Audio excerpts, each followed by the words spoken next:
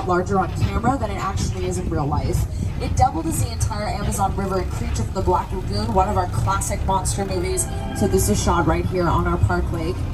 Now, a lot of these monster movies were so deeply influential for Universal's history, and a lot of them shot in the next sets that we're about to go through here on our backlot are Little Europe sets. So movies like The Hunchback of Notre Dame starring Lon Chaney shot in here, the English language version of Dracula starring Bela Lugosi, the Spanish language version of Dracula, which filmed simultaneously, which is a very cool story, and Bride of Frankenstein, Son of Frankenstein, all shot in these sets over here that we're about to drive through.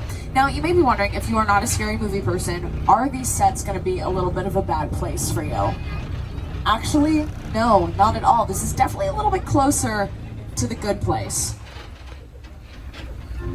You, Eleanor Shellstrop, are dead. Cool. This location, the afterlife, come on. I've never ever seen this. You're in the good place. I'm not supposed to be here. I can't risk going to the bad place. Yeah, well, maybe it's not all that bad. How can I help you? What is the bad place like?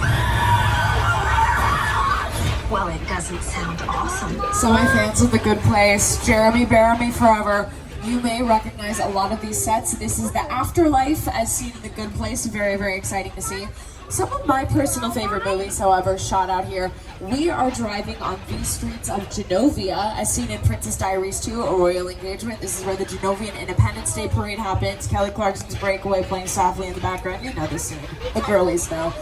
And this is also where a lot of songs and scenes were shot for the 1997 Rodgers and Hammerstein Cinderella starring Whitney Houston and Brandy. So this is where the Princess Giving a Ball number was shot. This is their whole town square area. So anytime that they were outside in the town, this is where that filming was happening. Now these sets, hi Hannah, that's my real life best friend of 10 years. VIP guide Hannah, hi, love you. I'll talk to you in like 30 minutes.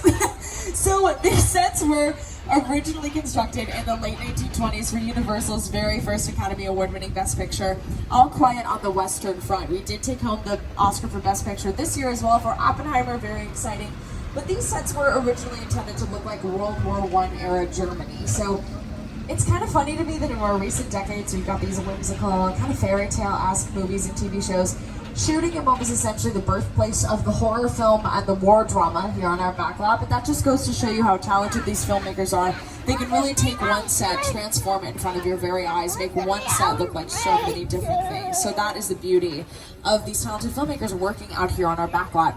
Now folks, I am pumped. I am so excited. We are getting the really cool opportunity today of going inside of an actual soundstage.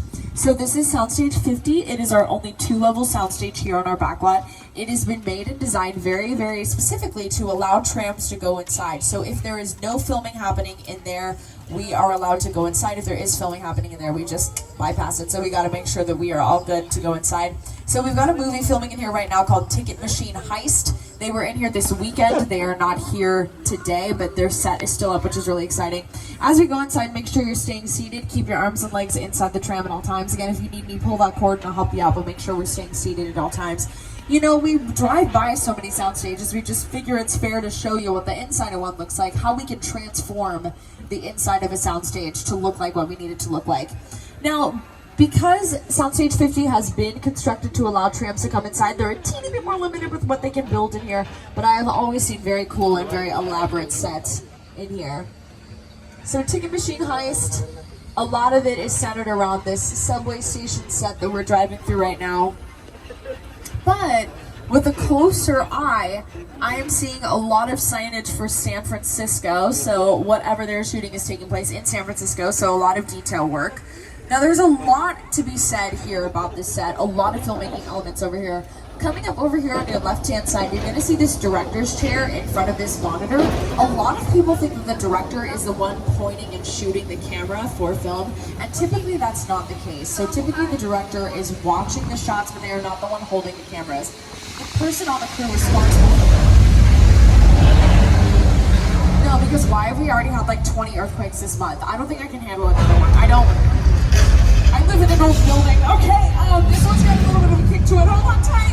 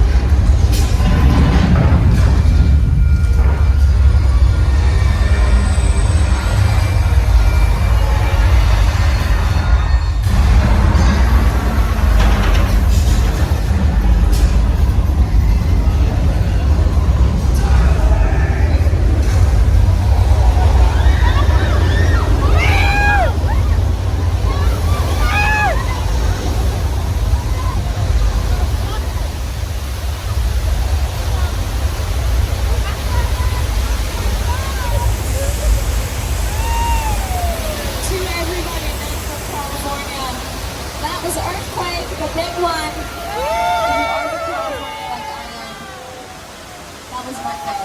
Round of applause for surviving that either way. Hey, listen, if this is your first rodeo with an Earthquake, you're pretty much one of us now, right? Okay? Two things you gotta do to be a true entertainer. You gotta root for the Dodgers in the World Series. Yeah, come on. And you gotta get a parking ticket, okay? That's what really seals it. All right. Heads up, everybody. I do want to let you know we're